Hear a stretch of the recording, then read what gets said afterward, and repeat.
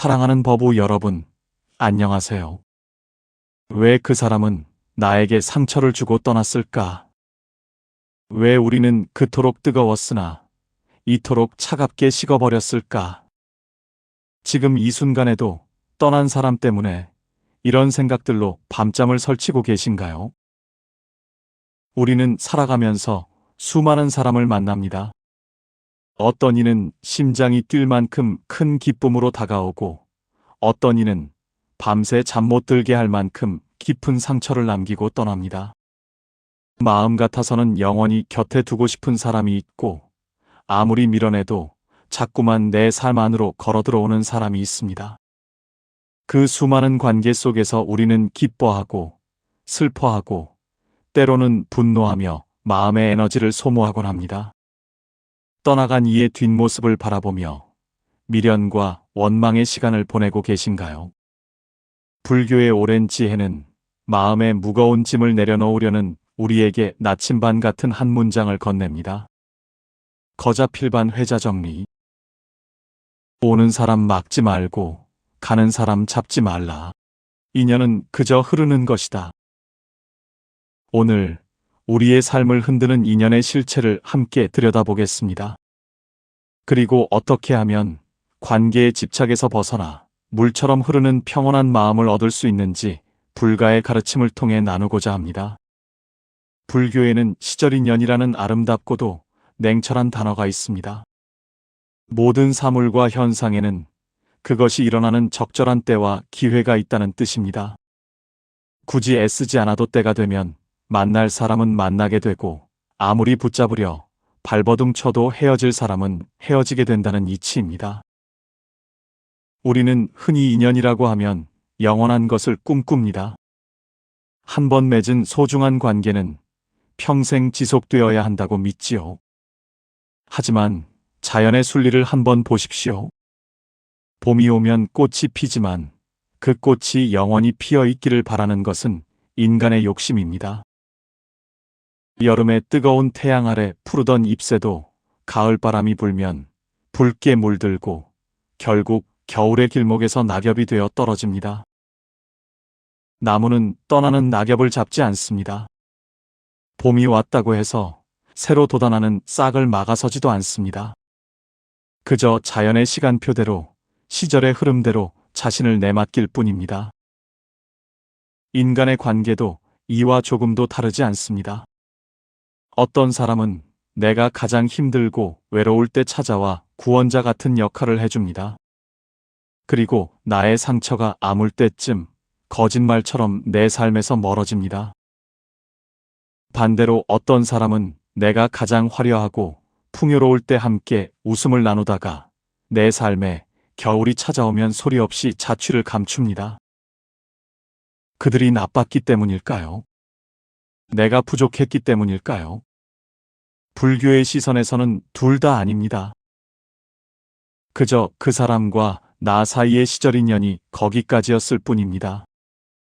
그 사람이 내 삶에 들어와 전해주어야 할 메시지, 내가 배워야 할 영혼의 숙제가 끝났기에 자연스럽게 인연의 끈이 느슨해진 것입니다. 여기 평생을 함께 일하던 동업자와 갈라선 한 노인의 이야기가 있습니다.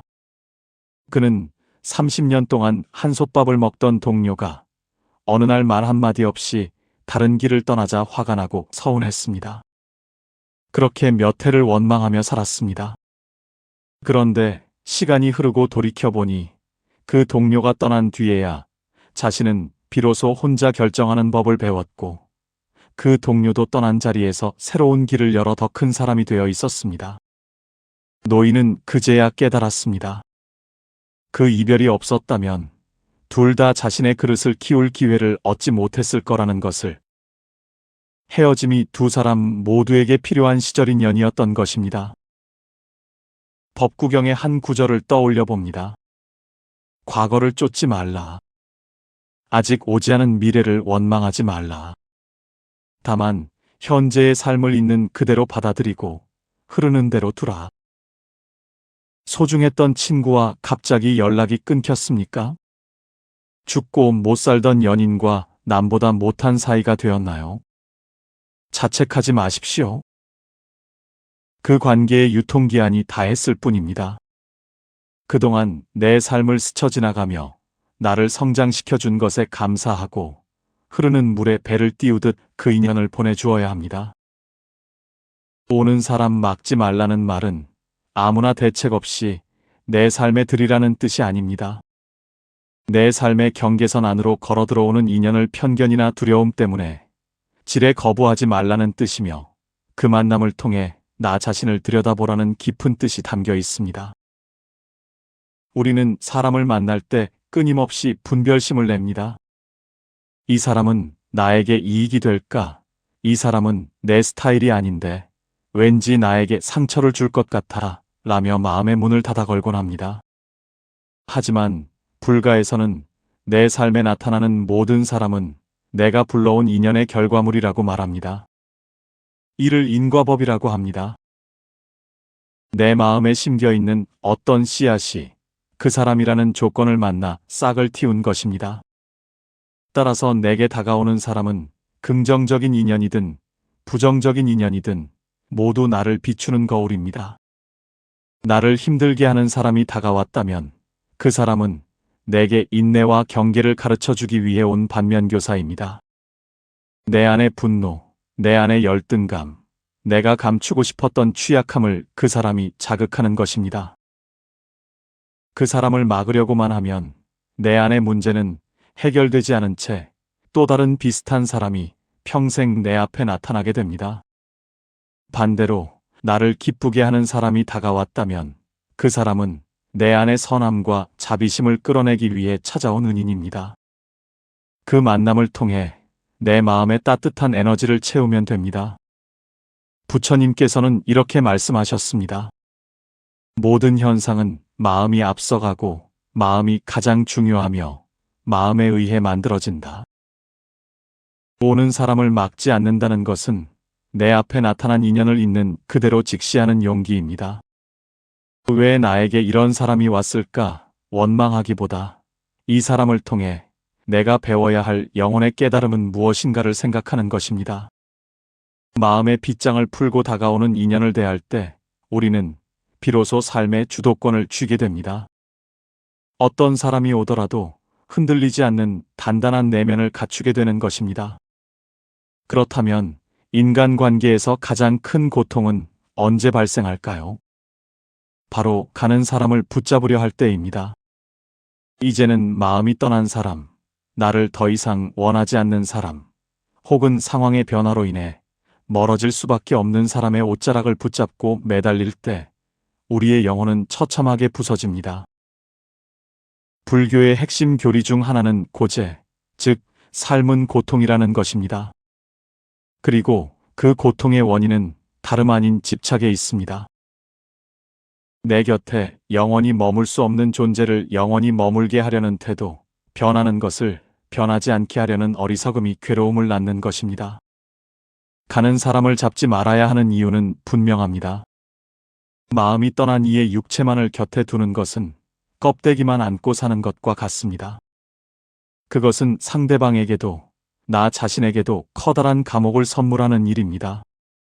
그리고 떠나는 사람에게 매달리느라 손을 꽉 쥐고 있으면 내 삶에 새로 찾아올 더 좋은 인연을 받아들일 손이 없어집니다. 손에 모래를 가득 쥐고 있으면 금을 선물 받아도 쥘 수가 없는 이치와 같습니다. 불가의 고승들이 자주 들려주는 비유가 있습니다. 한 제자가 스승에게 물었습니다. 스승님, 마음의 상처와 집착에서 벗어나려면 어떻게 해야 합니까? 스승은 제자에게 뜨겁게 달구어진 찻잔을 건넸습니다. 제자는 찻잔을 받자마자 뜨거워서 어쩔 줄 몰라 했습니다. 그러자 스승이 조용히 말했습니다. 뜨거우면 놓아라. 제자가 찻잔을 바닥에 내려놓자마자 고통은 사라졌습니다. 그렇습니다. 놓으면 그뿐입니다. 우리가 붙잡고 있는 것은 그 사람이 아니라 그 사람과 함께 했던 과거의 영광이거나 홀로 남겨질지 모른다는 두려움일 뿐입니다. 한 중년 여성의 이야기도 있습니다. 그녀는 결혼한 자녀가 독립해서 나간 뒤 매일 전화를 걸어 안부를 확인하고 끊임없이 걱정을 쏟아냈습니다. 자녀는 점점 전화를 피하기 시작했고 그녀는 더 외롭고 서운해졌습니다. 어느 날 그녀는 깨달았습니다. 자신이 붙잡고 있던 것은 자녀가 아니라 자녀가 어렸을 때 자신에게 전부였던 그 시절이었다는 것을. 그녀는 전화 횟수를 줄이고 대신 자신의 삶을 채우기 시작했습니다. 놀랍게도 자녀가 먼저 연락하는 횟수가 늘었습니다. 손을 펴자 비로소 다시 잡을 수 있게 된 것입니다. 가는 사람의 뒷모습에 대고 축복을 빌어주십시오. 그동안 내 삶에 머물러 주어 고마웠다. 너의 길을 가라. 나 역시 나의 길을 가겠다. 이렇게 인연의 끈을 의연하게 놓아줄 때 우리는 집착의 감옥에서 걸어나와 진정한 자유를 맛보게 됩니다. 불교에서 우주의 모든 존재를 설명하는 가장 중요한 법칙은 연기법입니다.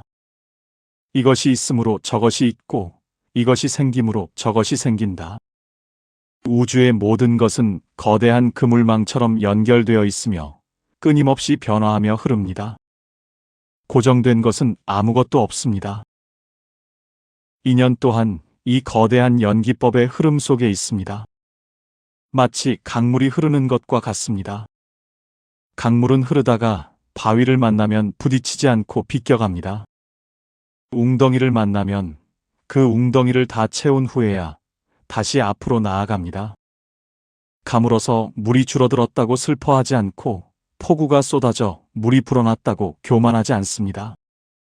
그저 바다를 향해 묵묵히 흐를 뿐입니다.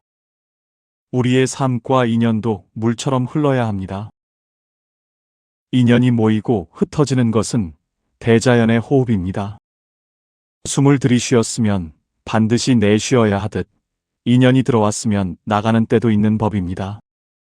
숨을 들이쉬기만 하고 내쉬지 않으면 숨이 막혀 죽듯 만남에만 집착하고 이별을 받아들이지 못하면 마음이 병들게 됩니다. 바람을 생각해 보십시오. 바람은 대나무 숲을 통과할 때 소리를 내지만 대나무 숲을 지나가고 나면 더 이상 소리를 남기지 않습니다. 대나무 역시 바람이 지나갔다고 해서 그 바람을 붙잡아 두려 하지 않습니다. 오래전 한 노스님이 있었습니다. 그는 평생 한 곳에 머물지 않고 여러 절을 떠돌며 수행했습니다. 사람들이 물었습니다. 어찌 한 곳에 정을 붙이고 머물지 않으십니까? 노스님은 답했습니다. 강물이 한 곳에 고이면 썩지만 흐르면 늘 맑지 않은가. 나는 그저 인연이 부르는 곳으로 흘러갈 뿐이다. 그는 가는 곳마다 정성을 다해 머물렀고 떠날 때는 미련 없이 떠났습니다. 그래서 그가 거쳐간 모든 절의 사람들은 그를 원망하지 않고 오히려 그리워하며 감사했습니다. 인연이 흐른다는 것을 깨달은 사람은 관계에 연연하지 않습니다. 사람이 오면 온 정성을 다해 따뜻하게 맞이하고 사람이 가면 가는 대로 자연의 섭리에 맡깁니다. 지금 누군가와의 관계 때문에 괴로우시다면 잠시 눈을 감고 마음속의 강물을 바라보십시오. 그리고 그 괴로움의 원인이 되는 사람을 그 강물 위에 띄워보내십시오. 인연은 고여 있으면 썩고 흐르면 맑아집니다. 떠나보내는 것은 상실이 아니라 새로운 흐름을 시작하는 축복입니다. 종착지의 다다른 물은 결국 거대한 바다에서 만납니다. 우리가 살면서 겪는 모든 만남과 헤어짐, 기쁨과 슬픔의 인연들도 결국은 나라는 존재의 바다를 완성하기 위한 여정일 뿐입니다. 누군가가 곁에 없다고 해서 당신의 가치가 떨어지는 것은 아닙니다. 누군가가 떠났다고 해서 당신의 삶이 실패한 것도 아닙니다. 타인은 당신의 삶을 잠시 장식해주는 나그네일 뿐, 당신 인생이라는 무대의 영원한 주인은 바로 자기 자신입니다. 외로움에 떨지 마십시오. 타인의 시선과 태도에 당신의 행복을 저당 잡히지 마십시오. 오는 사람 따뜻하게 맞이하고 가는 사람 미련 없이 보내줄 수 있는 내면의 힘은 바로 이 깨달음에서 나옵니다. 오늘 하루 얽혀있던 인연의 실타래를 느슨하게 풀어놓아 보는 건 어떨까요? 마음의 소나기에 힘을 빼고 그저 흐르는 인연의 강물에 몸을 맡겨보십시오. 비로소 마음의 잔잔한 평화와 진정한 자유가 찾아올 것입니다. 오는 사람 막지 말고 가는 사람 잡지 마십시오. 인연은 그저 아름답게 흐를 뿐입니다. 오늘도 긴 시간 동안 마음의 여정을 함께 해주셔서 감사합니다. 여러분의 마음의 바다에 늘 평온한 파도가 치기를 기원합니다. 성불하십시오.